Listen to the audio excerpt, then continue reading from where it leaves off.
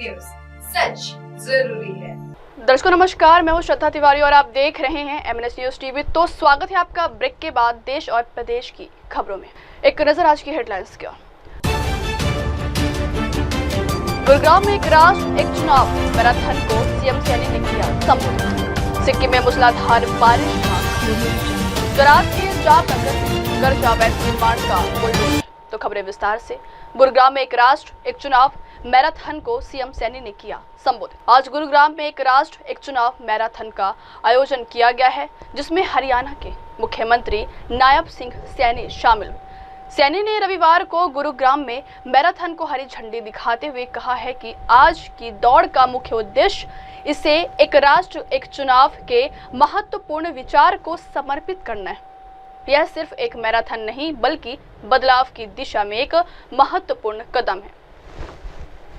यह एक संकल्प है, एक आंदोलन है। आज का यह आयोजन एक राष्ट्र एक चुनाव के विचार को गति देगा। एक राष्ट्र एक चुनाव मैराथन पर हरियाणा के मुख्यमंत्री नायब सिंह सैनी ने कहा है कि आतंकवाद के खिलाफ प्रधानमंत्री नरेंद्र मोदी ने एक बड़ा कदम लिया है। पाकिस्तान की सरजमी पर जाकर हमारे सैनिकों ने आतंकवाद को नेस्तनाबूद करने का काम किया है। पूरा देश तिरंगा लेकर दौड़ा। पिछले दिनों हमने नशे के खिलाफ एक यात्रा निकाली। हरियाणा का युवा एकजुट ही होकर उसमें शामिल हुआ। हरियाणा में हम 13 अप्रैल 2024 से चुनावी मूड में हैं। इससे पैसे की बर्बादी होती है, विकास की गति रुकती है। विकसित राष्ट्र के लिए एक देश एक चुनाव कड़ी भूमिका अदा करेगा। जैसा मैंने कहा है कि मेरा परम सौभाग्य है कि आज मैं आप सभी और जवान जागरूक और राष्ट्र प्रेम सेवतप्रो साथियों के बीच में गुरुग्राम रन के इस प्रेरणादायक अवसर पर मैं यहां आपके बीच में उपस्थित हूं। आज की दौड़ का ये मुख्य उद्देश्य आयोजन वन नेशन वन इलेक्शन, एक देश एक चुनाव के महत्वपूर्ण विचार को ये समर्पित है। यह सिर्फ एक आज दौड़ नहीं है बल्कि परिवर्तन की दिशा में एक महत्वपूर्ण कदम है, एक संकल्प है, एक आंदोलन है। यह माननीय नरेंद्र मोदी जी के उस सपने को साकार करने का ये संकल्प है जो उन्होंने लिया है। एक देश एक चुनाव, वन नेशन वन इलेक्शन के विचार को ये गति देने वाली आज हमारी ये दौड़ है। यह विचार केवल प्रशासनिक सुविधा का ये मुद्दा नहीं है, यह भारत की लोकतांत्रिक चेतना को और अधिक सशक्त करने का एक प्रयास है। मित्रों, मुझे आज आप लोगों के बीच में इस बात की चर्चा करते हुए कि जब जब भी इस प्रकार की जो बुराइयां हैं उन बुराइयों को समाप्त करने के लिए जब जब भी देश के अंदर आंदोलन हुए हैं और जब जब भी देश एकजुट हुआ है तो वो बुराई स्वतः ही समाप्त हुई है। हम पूरा इतिहास देखते हैं। जब महात्मा गांधी जी ने अंग्रेज देश के ऊपर अत्याचार कर रहे थे, महात्मा गांधी जी पूरे देश के साथ दांडी यात्रा लेकर के निकले थे। उस बुराई को देश ने समाप्त किया है। और भाइयों, मुझे खुशी है देश के अंदर राष्ट्र की एकता के लिए आदरणीय प्रधानमंत्री जी ने कहा कि जिस महापुरुष ने इस भारत को एकजुट करने में अपनी भूमिका अदा की है, और उसके राष्ट्रीय संयोजक भी हमारे बीच में बैठे हैं, आदरणीय धनखड़ जी। देश की एकता के लिए, राष्ट्र की एकता के लिए सरदार वल्लभ भाई पटेल का स्टैच्यू ऑफ यूनिटी दुनिया में सबसे बड़ा अगर लगाने का काम किया आदरणीय मोदी जी ने किया। और बढ़ते अगली खबर की ओर। सिक्किम में मूसलाधार बारिश का कहर। सिक्किम में आसमान और पहाड़ों से आफत बरस रही है। मौसम खराब होने की वजह से प्रशासन ने लोगों से उत्तर सिक्किम की यात्रा करने से बचने को कहा है। लगातार लैंडस्लाइड से चुंगथांग से लाचेन और लाचुंग तक की सड़कें बंद हो गई है, जिससे 500 से अधिक पर्यटक फंस गए। सिक्किम के उत्तर क्षेत्र में बीते कई दिनों से मूसलाधार बारिश हो रही है, जिसकी वजह से कई मुख्य सड़कों पर भूस्खलन हुए हैं, जिसकी वजह से अलग अलग स्थानों पर 500 से ज्यादा पर्यटक फंस गए हैं। प्रशासन ने जानकारी दी है कि चुंगथांग से लाचेन और लाचुंग को जोड़ने वाली सड़क सबसे ज्यादा प्रभावित हुई है। गुरुवार रात को मंगल जिले के मुंसीथांग इलाके में एक पर्यटक की गाड़ी 1000 फीट खाई में गिर गई, जिसके बाद गाड़ी सीधे तीस्ता नदी में समा गई थी।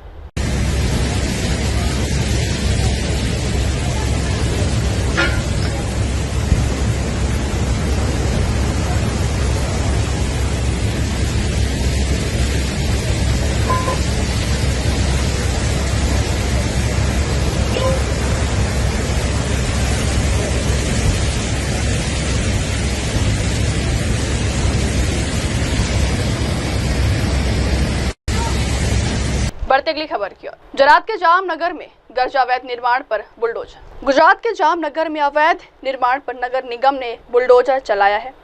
नगर निगम के उप आयुक्त देवेंद्र सिंह जाला ने कहा, हमने निर्माण में लगे लोगों को पहले से ही नोटिस दिया था और उन्हें शिफ्ट होने का समय भी दिया था। अधिकांश संपत्ति आवासीय थी। सड़क चौड़ी करने के लिए इसे पूरी तरह से ध्वस्त करने की जरूरत है। इससे यातायात की भीड़ भाड़ से कुछ राहत भी मिली।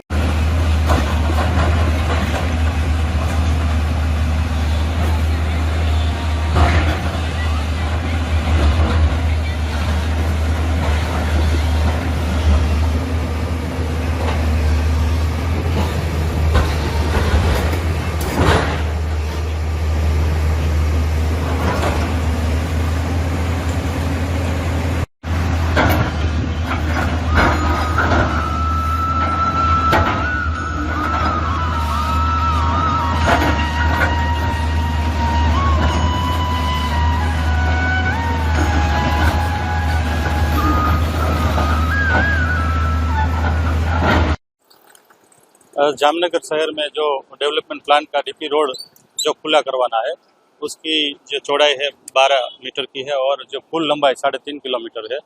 इस डीपी रोड खुला करने में अगाऊ से जो नोटिस नियमानुसार देनी पड़ती है वो दे चुके हैं हम, और लोगों को अपना सामान ले जाने के लिए भी टाइम बहुत पहले दे चुके हैं। आज पुलिस बंदोबस्त के साथ जो जेएमसी की टीम है पूरी मशीनरी के साथ आज रोड खुला करवाने की कार्यवाही सुबह से शुरू है और करीबन 331 जितनी मिलकत इसमें आती है। कमर्शियल है, ज़्यादातर रेसिडेंस है, कुछ प्रॉपर्टीज़ है वो पूरी डिमोलिश करनी पड़ेगी और 20% जितनी है वो अंशतः है। ये पूरा रोड खुले करने के बाद जो ट्रैफिक सिटी की समस्या है, डीपी में से भी ट्रैफिक होकर गुजरेगा तो ये ट्रैफिक की समस्या भी बहुत राहत होगी उसमें।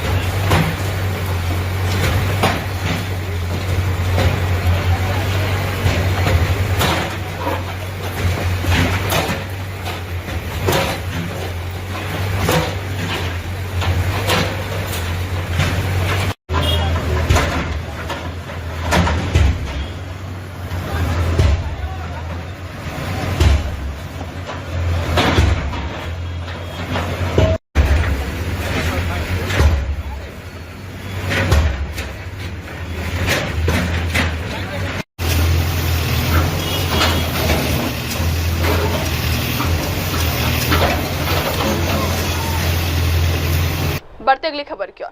ममता को ऐसे देंगे मात, बंगाल में अमित शाह करेंगे बीजेपी नेताओं से मुलाकात। केंद्रीय गृह मंत्री अमित शाह शनिवार रात को कोलकाता पहुंच गए। रविवार को पूरे दिन उनके कई कार्यक्रम हैं। बंगाल प्रवास के दौरान अमित शाह भाजपा नेताओं के साथ बैठक करेंगे और अगले साल राज्य में प्रस्तावित विधानसभा चुनाव को लेकर रणनीति तय करेंगे। इसके साथ ही बैठक में प्रदेश अध्यक्ष के चयन को लेकर भी चर्चा होने की संभावना है। पहलगाम आतंकी हमला और ऑपरेशन सिंदूर के बाद अमित शाह का यह पहला बंगाल दौरा है। पीएम मोदी ने कुछ दिन पहले अलीपुरद्वार में सभा की थी। उस सभा से ना उन्होंने सिर्फ भारतीय सेना की सफलता का बखान किया था, बल्कि बंगाल में सत्तारूढ़ तृणमूल कांग्रेस पार्टी पर भी निशाना साधा था। पीएम ने बंगाल में टीएमसी सरकार पर हमला बोला था। प्रदेश भाजपा अध्यक्ष सुकांत मजुमदार ने ऑपरेशन सिंदूर के तर्ज पर ऑपरेशन बंगाल की बात कही थी, जिस पर ममता बनर्जी ने कड़ी प्रतिक्रिया दी थी और पीएम पर ऑपरेशन सिंदूर को लेकर राजनीति करने का आरोप भी लगाया था।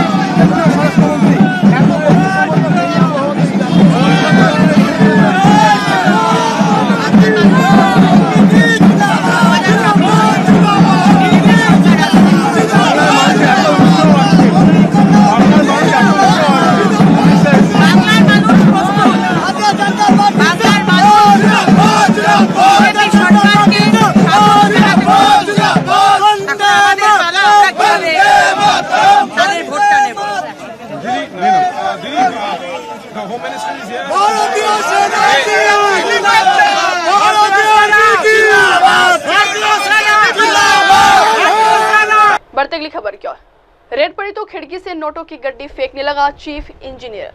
ओडिशा में भ्रष्टाचार के खिलाफ लगातार एक्शन लिया जा रहा है। इसी क्रम में विजिलेंस विभाग ने आरडब्ल्यू विभाग के चीफ इंजीनियर बैकुंठ नाथ सारंगी के आवास पर छापा मारा है। इस छापेमारी के दौरान अब तक 2.1 करोड़ की नकदी बरामद की गई है।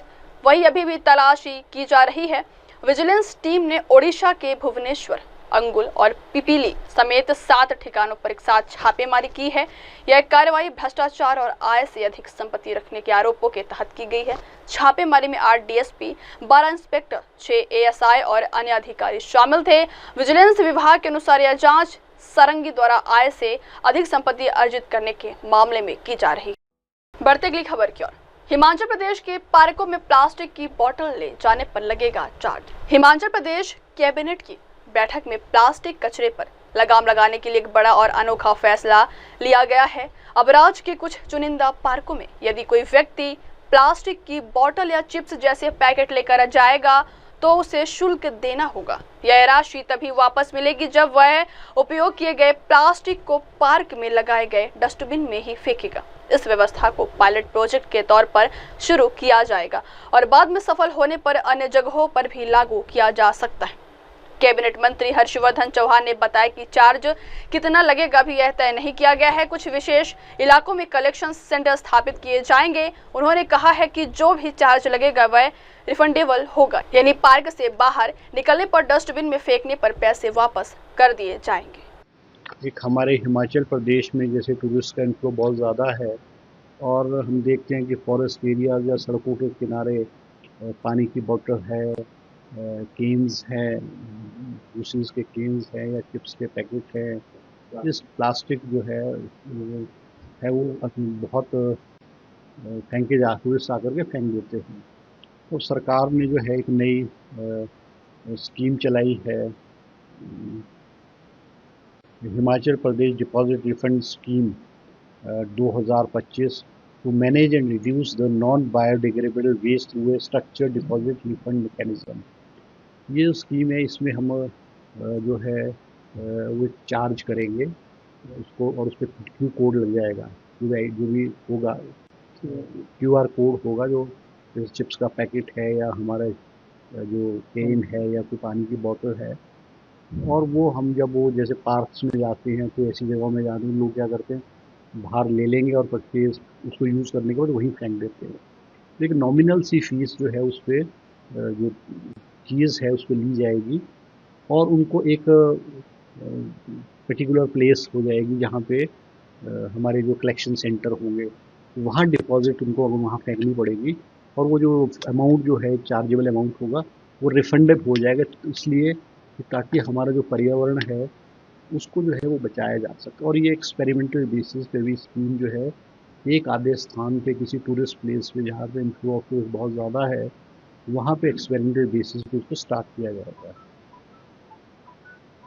इसके साथ ही जो है क्योंकि शिमला में भी मुख्यमंत्री जी का है कि भाई शिमला को कंजेशन से ट्रैफिक कंजेशन है और जो है लोड बहुत ज़्यादा बढ़ रहा है, तो इसको डीकंजेस्ट करने के लिए पिछले आपने देखा कि हिमाचल प्रदेश या शिमला से हमारे कुछ ऑफिसेज जो हैं वो धर्मशाला में, मंडी में, हमीरपुर में शिफ्ट किए गए हैं। इसी को मद्देनज़र रखते हुए RERA Himachal Pradesh real estate regulatory authority RERA के ऑफिस को शिमला से जो है वो धर्मशाला शिफ्ट करने का जो है फैसला लिया गया है। इसके अलावा जो है सोलन ज़िले में हमारे जो हमारे बद्दी में हमारे जो है नया शिक्षा खंड कार्यालय खोलने का भी फैसला कैबिनेट ने लिया है, क्योंकि इस दून विधानसभा के बद्दी के बहुत सारे स्कूल जो है रामशहर ब्लॉक में हुआ करते थे। रामशहर से स्कूल्स कट करके नए हमारे block primary education office Baddi में जो है वो शिफ्ट किया जाएगा। इसके अलावा जो है हमारा जो कुछ एरियाज़ जो है म्यूनसिपल कॉरपोरेशन ऊना में जो है इंक्लूड करने के लिए जो है लोगों की मांग थी, जो एडजॉइनिंग एरियाज़ थे कि म्यूनसिपल कॉरपोरेशन एरिया ऊना में इनको ऐड किया जाए। आज कैबिनेट में उनको जो है इंक्लूड किया गया है। एक और अहम फैसला, क्योंकि दिसंबर के महीने में हमारे जो पंचायती राज इंस्टीट्यूशंस हैं, चाहे पंचायत है, बीडी पंचायत समिति है, जिला परिषद है, उनका कार्यकाल जो है वो 2025 दिसंबर में जो है वो पूरा हो जाएगा। और क्योंकि रिजर्वेशन का रोस्टर जो है वो 6 महीने पहले जो है उसको डिसाइड करना होता है कि जो रिजर्वेशन का रोस्टर चेंज होगा क्या नहीं होगा। और अमूमन ये जो रिजर्वेशन का रोस्टर है हर 15 साल बाद जो है चेंज होता है, मतलब 3 बार रिजर्वेशन का रोस्टर होता है। जैसे पूर्व में 2010 में, 2015 में और 2020 में रोस्टर लगा, तो अब नए सिरे से जो है वो 2025 के पंचायत चुनाव में रिजर्वेशन का रोस्टर जो है वो नए सिरे से, नए तरीके से जो है वो लागू किया जाएगा। बढ़ते अगली खबर की ओर। भारत इथियोपिया आतंकवाद के खिलाफ एकजुट। मोदी सरकार की कूटनीतिक पहल के तहत भारत आतंकवाद के खिलाफ वैश्विक समर्थन जुटाने के उद्देश्य से कई देशों में सर्वदलीय प्रतिनिधिमंडल भेजे हैं। ऐसे ही एक प्रतिनिधिमंडल इथियोपिया दौरे पर है, जिसमें भाजपा सांसद अनुराग ठाकुर भी शामिल है। यह प्रतिनिधिमंडल राष्ट्रवादी कांग्रेस पार्टी शरद पवार की सहयोगी पार्टी सुप्रिया सुले की अगुवाई में है। इस यात्रा का उद्देश्य आतंकवाद के खिलाफ भारत की लड़ाई को अंतर्राष्ट्रीय मंचों पर मजबूती देना और सहयोगी देशों के साथ एकजुटता प्रदर्शित करना है। वहीं इथियोपिया में आप सांसद विक्रमजीत सिंह साहनी ने कहा है, हम शांति का संदेश देने आए हैं। आतंकवाद का कोई धर्म नहीं होता, लेकिन पड़ोसी देश इस धर्म का मुखौटा पहनाने की कोशिश कर रहा है। हम उन्हें कभी सफल नहीं होने देंगे। And if you look at the past, look at the war of 65, 71 and Kargil, 65 का युद्ध हो, 71 का युद्ध हो, कारगिल की लड़ाई हो, जहां सीधी सीधी लड़ाई हुई, भारत ने पाकिस्तान को धूल चटाई है, हर बार धूल चटाई है। लेकिन उसको पता सीधे से लड़ नहीं पाएगा। तो पाकिस्तान स्पॉन्सर्ड टेररिज्म जो है, उन निहत्थे निर्दोष लोगों पर, इनोसेंट पीपल, उन पर इस तरह से अटैक करके जो टूरिस्ट बन के गए थे, छोटी छोटी बच्चियों के आगे, किसी पत्नी के सामने उसके पति को, बहन के सामने उसके भाई को सिर पे गोलियां मार दिया गया। कोई कसूर नहीं था। और जिस terrorist organisation the resistance front TRF ने क्लेम किया कि उन्होंने घटना को अंजाम दिया है, वो पाकिस्तान की लश्कर तैयबा का फ्रंटल ऑर्गेनाइजेशन है। पाकिस्तान को बता भी दिया। 2 वीक्स तक पाकिस्तान ने 14-15 दिन तक कुछ नहीं किया। फिर भारत ने वो किया कि 9 पाकिस्तानी आतंकवादी ठिकानों को बम धमाकों से मिट्टी में मिलाने का काम कर दिया। अब ये काम तो पाकिस्तान को करना चाहिए था, नहीं करना चाहिए था। लेकिन जहां स्टेट स्पॉन्सर्ड टेररिज्म है, वहां तो वही फंडिंग कर रहे हैं, वही ट्रेनिंग कर रहे हैं, वही लॉजिस्टिक, वही हैंडलिंग कर रहे हैं, वही हमारी सीमा के अंदर भेज रहे हैं, वही मरवाने का काम कर रहे हैं। तो पाकिस्तान कहां उन आतंकवादी संगठनों के खिलाफ काम करेगा? भारत ने किया, लेकिन बदले में पाकिस्तान आर्मी ने भारत के निर्दोष लोगों पर अटैक कर दिया। जम्मू कश्मीर के रीजन में हमारे लोगों की जानें चली गई। फिर भारतीय सेनाओं ने वापस मुंह तोड़ जवाब दिया और पाकिस्तान को आखिरकार आना पड़ा, सीज फायर करने के लिए फोन करना पड़ा DG मिलिट्री ऑपरेशन को। भारतीय सेना की वॉर क्राई है, जो महान साहिब श्री गुरु गोविंद सिंह जी की रचना, देहे शिवा वर मोहे एहे, शुभ कर्मंते कभू न टरूं, ना टरूं और स्यों जब जाए लरूं, निश्चय कर अपनी जीत करूं, जब आव की औध निधान बने, अत ही रण में तब जूझ मरूं। भारत शांति का संदेश देने हम आए हैं। आज इथोपियन लीडरशिप से deputy prime minister, deputy party leader of the prosperity party से मुलाकात हुई, जहां इंडिया इथोपिया का एक हिस्टोरिक रिलेशन पढ़ा मैंने कि 1950 में जब भारत पहला अफ्रीकन कंट्री में एम्बेसी खुली, तो भारत के सरदार संत सिंह यहां एम्बेसडर बने, आपके ग्रेट ग्रेट ग्रेट प्रेडेसर। और आप खुशकिस्मत हैं, Ethiopia, we congratulate that this country was never a colony, because India have seen And now we are having the legacy of the colonialism, and we are still facing what was left behind. और ये जब हो रहा है जो कुछ, ये उसी वजह से हो रहा है.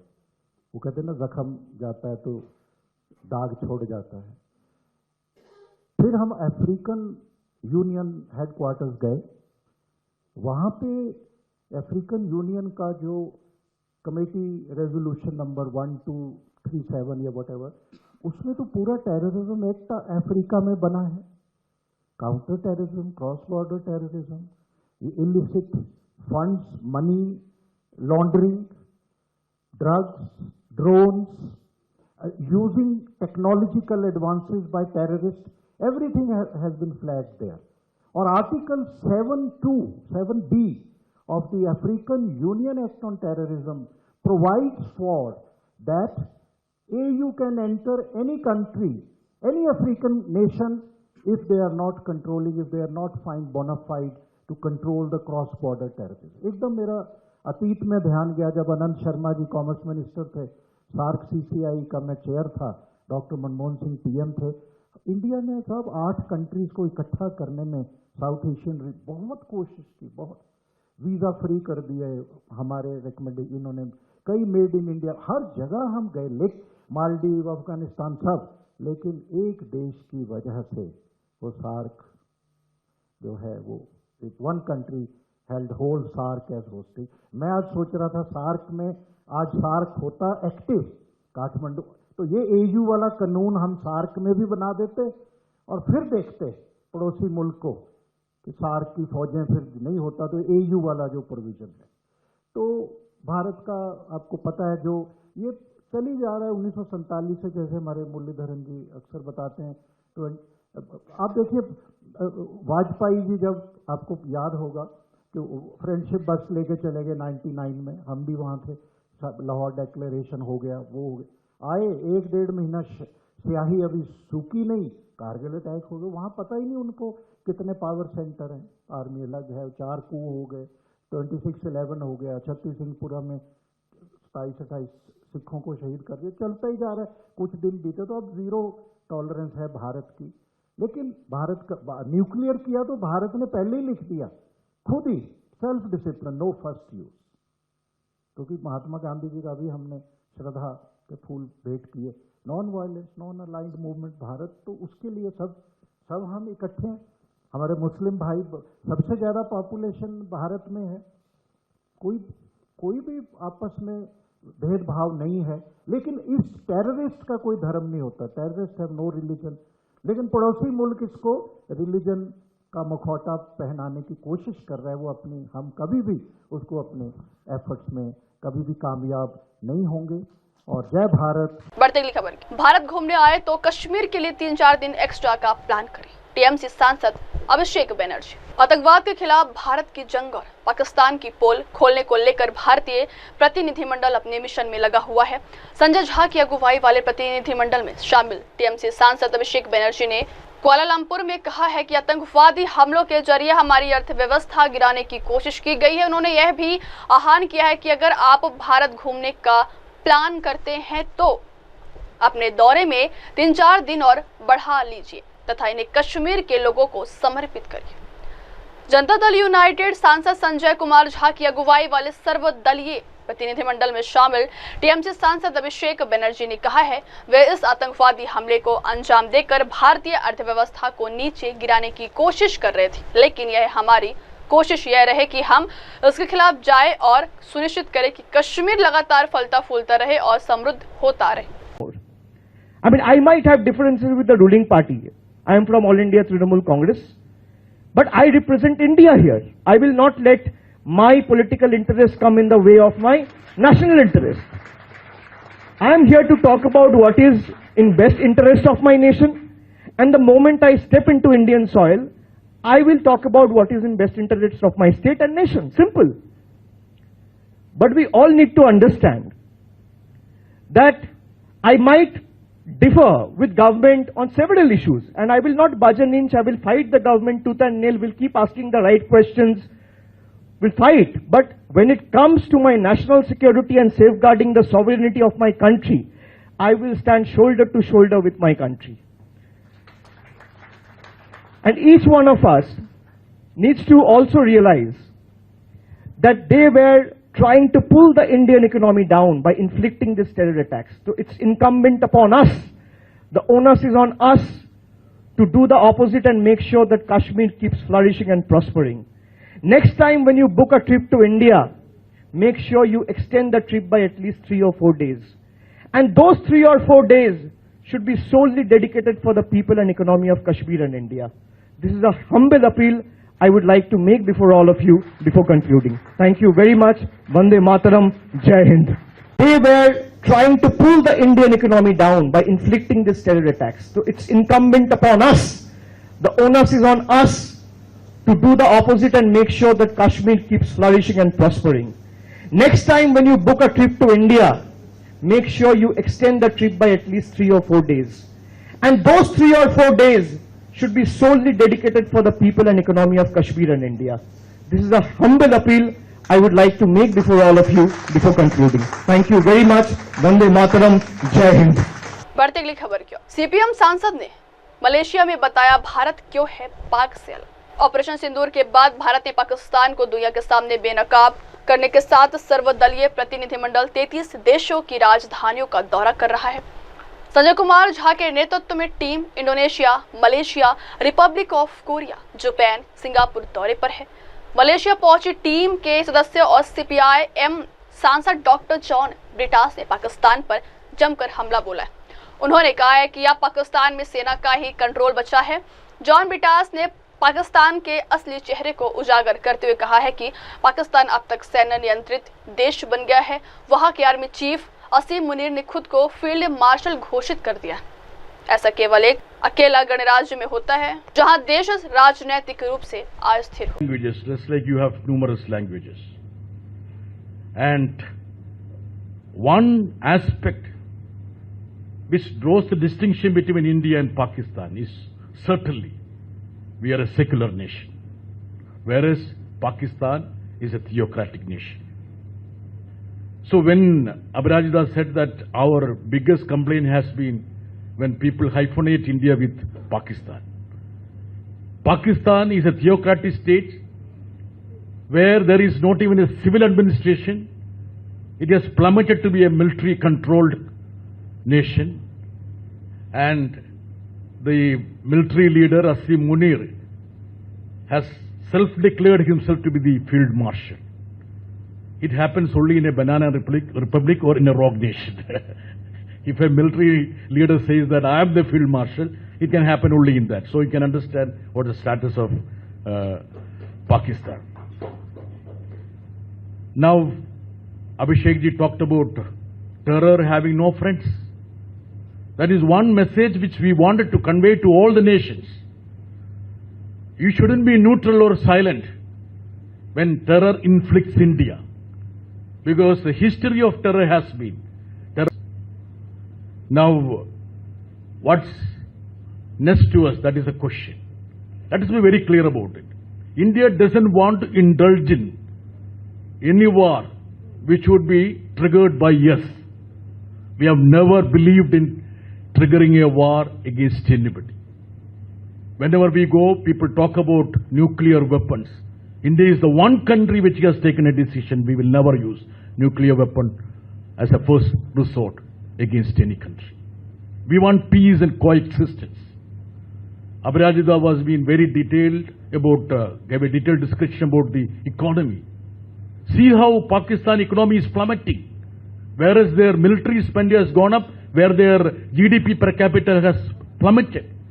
Malaysia has been doing very well because the cohesiveness, the way in which you carry all the sections of the society. India also is striving ahead. When we talk in terms of the per capita GDP, Malaysia is far ahead of us.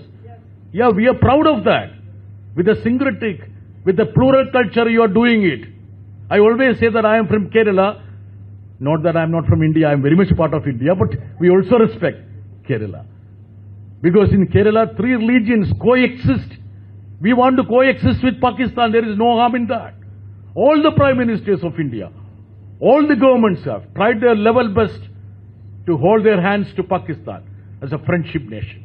We even gave the most favored nation status to Pakistan at a point of time. I was a witness when Pakistan unleashed its terror on our parliament building. I was a journalist at that time. I was there in the parliament. So they have gone far. The terror has been taken. And terror, when it becomes part of the state policy, that's very dangerous.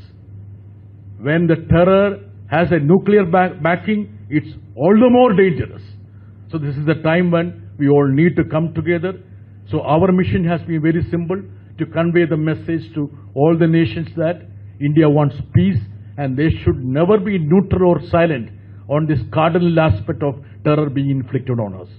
As you all, the right ambassadors of India, we hope that you will pass this message to everyone, and thank you very much for your kind indulgence. Thank you very much. बढ़ती अगली खबर की ओर। UP के नए DGP पर बोले Akhilesh Yadav. Samajwadi party के अध्यक्ष अखिलेश यादव ने शनिवार को यूपी के नए डीजीपी की नियुक्ति पर प्रतिक्रिया दी है। उन्होंने कहा है कि पुराने वाले डीजीपी पूरे प्रदेश में जंजाल बुन कर गए। अब देखना यह है कि नए वाले उसमें मुक्त होकर निष्पक्ष रूप से न्याय कर पाते हैं या नहीं। यूपी प्रदेश सरकार ने राजीव कृष्ण को प्रदेश के नए डीजीपी के रूप में नियुक्त किया है। वह साल 1991 बैच के आईपीएस अधिकारी हैं।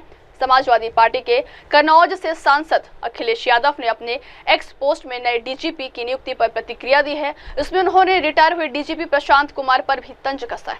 अखिलेश यादव ने कहा है कि आज जाते जाते वो जरूर सोच रहे होंगे कि उन्हें क्या मिला है जो हर गलत को सही साबित करते रहे। यदि व्यक्ति की जगह संविधान और विधान के प्रति निष्ठावान रहते तो कम से कम अपनी निगाह में तो सम्मान पाते।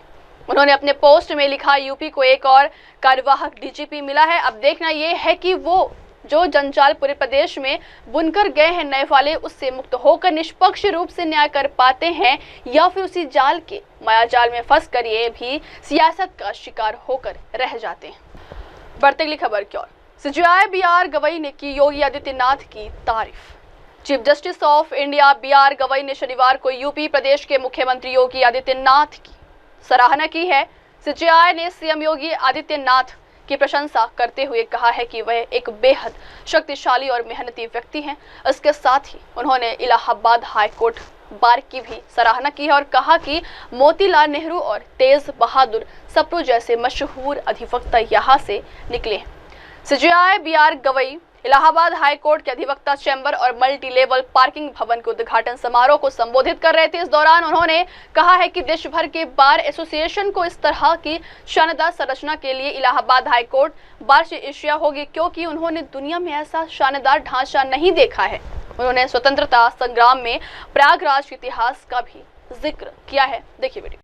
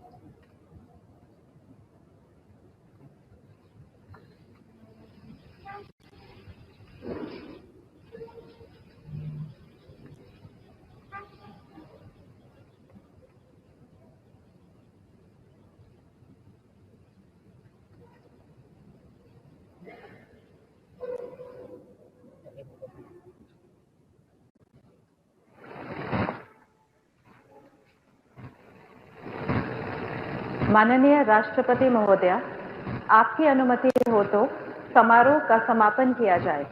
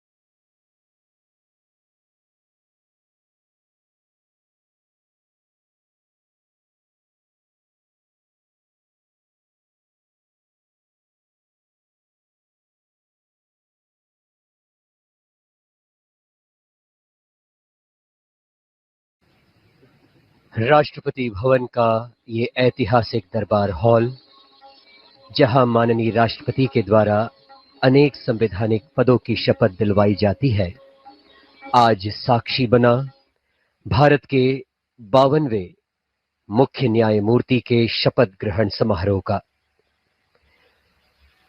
माननीय प्रधानमंत्री जी, भारत के मुख्य न्यायमूर्ति श्री भूषण रामकृष्ण गवाई।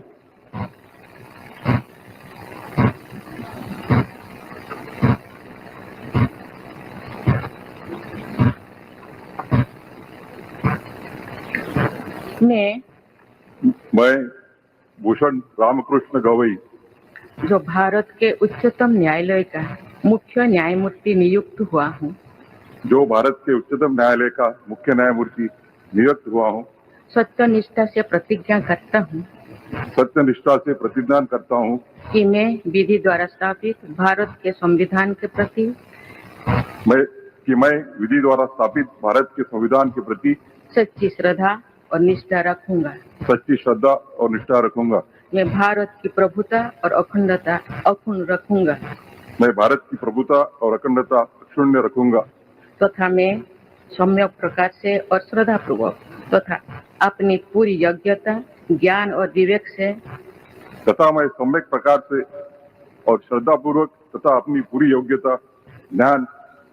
से अपने पद के कर्तव्यों का भय या पक्षपात, अनुराग या देश के बिना पालन करूंगा। तथा मैं संविधान और विधियों की मर्यादा बनाए रखूंगा।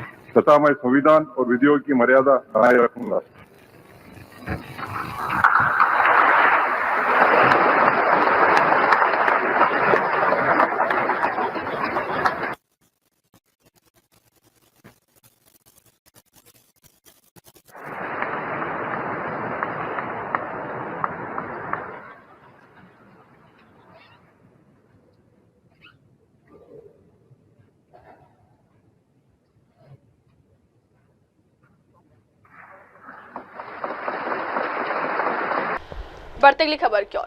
पहलगाम हमले के बाद से ही एक्शन में असम पुलिस। पहलगाम आतंकी हमले के बाद से असम पुलिस की बड़ी कार्रवाई जारी है।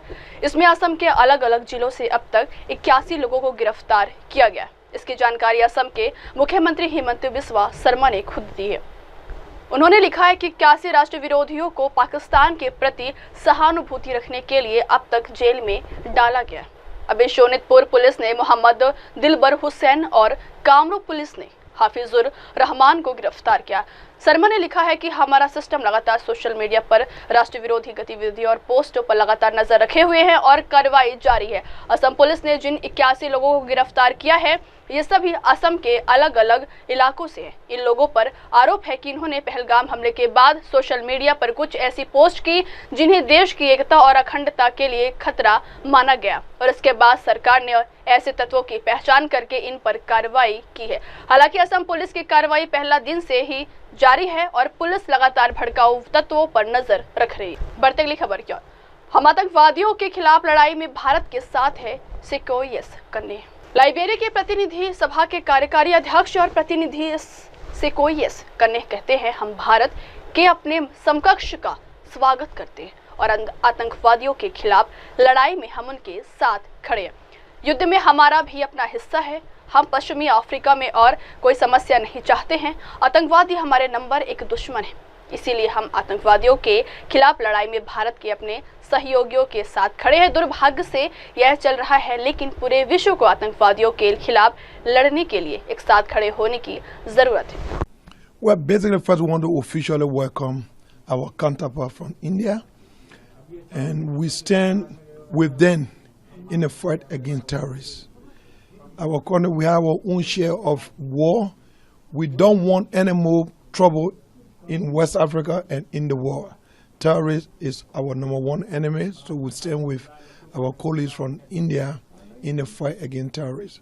It is unfortunate that this is going on, but we have to, the entire world need to stand together to fight against terrorists. So certainly the speaker will be officially speaking for us on Monday, but for now all I can say, along with my co-chair, Honorable Prince Stoll, who is the co-chair on executive, to officially welcome our counterpart to Liberia and assure them that we stand with them in this fight against terrorists. बढ़ते अगली खबर की ओर।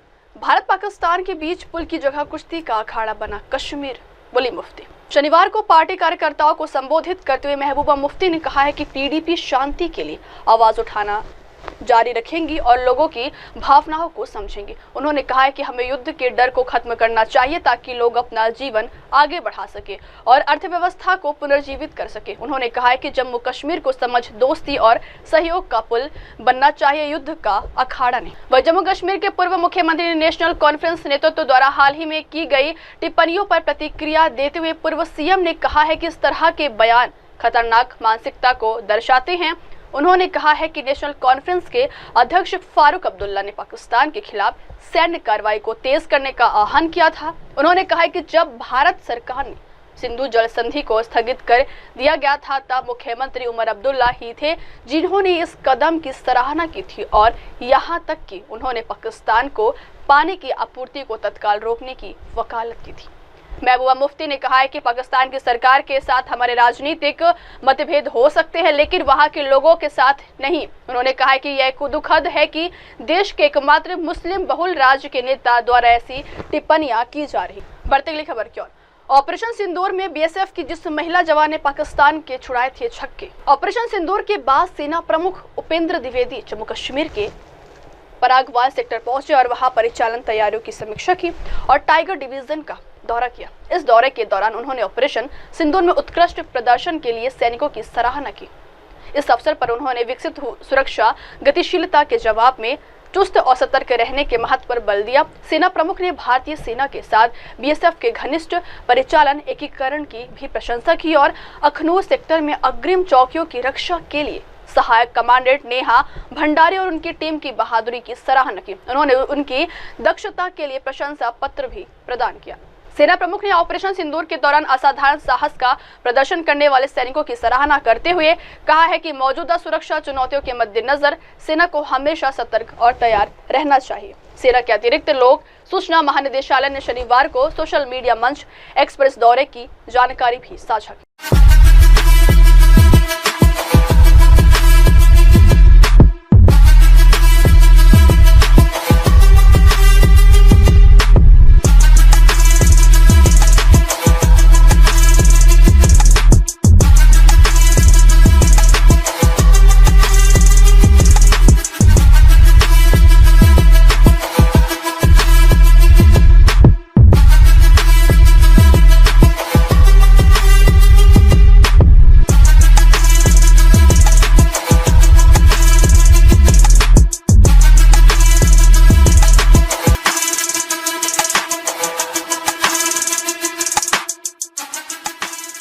बढ़ते अगली खबर की ओर। Operation सिंदूर में भारतीय लड़ाकू विमान गिरे, सीडीएस अनिल चौहान ने स्वीकारा। देश में पाकिस्तान से संघर्ष के दौरान हुए नुकसान को लेकर सियासत चल रही है। विपक्ष पूछ रहा है कि क्या हमारे फाइटर जेट्स गिरे हैं, अगर गिरे हैं तो कितने। इस सवाल का जवाब तो सरकार की तरफ से नहीं आया है, लेकिन भारतीय सेना के बड़े अधिकारी ने पहली बार सार्वजनिक तौर पर स्वीकार किया है कि ऑपरेशन सिंदूर के दौरान भारतीय जेट्स डाउन हुए। हालांकि उन्होंने यह नहीं बताया कि कितने विमान गिरे। भारतीय सेना के प्रमुख सीडीएस जनरल अनिल चौहान ने सिंगापुर में ब्लूमबर्ग को एक इंटरव्यू में दिया है। इस इंटरव्यू में एक सवाल के जवाब में वो कह रहे हैं कि असली मुद्दा यह नहीं है कि विमान गिरे, बल्कि सवाल ये है कि क्यों गिरे और हमने उनसे क्या सीखा। General, there's still one unanswered question since the incident between Pakistan and India, and that is whether or not Pakistan downed an Indian jet, or in fact more than that. Can you confirm? I think what is important is that not the jet being down, but why they were being down. But a jet, at least one jet was downed? Yeah. Why they were. So the good part is that we are able to understand the tactical mistake which we made, remedy it, rectify it, and then implement it again after 2 days, and flew all our jets, again targeting at long range, which I said. Pakistan claims 6 Indian jets were downed. Is it correct in that estimate? absolutely incorrect, and that is not information which I said is important. What is important is why they went down. That is more important for us. And what did we do after that? That's more important. अब वक्त हो चला दर्शकों break का। Break के बाद की खबरें मेरे सहयोगी शिवा के साथ। तब तक के लिए देखते रहिए देश और दुनिया की तमाम बड़ी खबरें। धन्यवाद। हाय हेलो नमस्कार, मैं हूं पंकज विष्णु और आप देख रहे हैं MNS न्यूज। आप देख रहे हैं MNS न्यूज, सच जरूरी।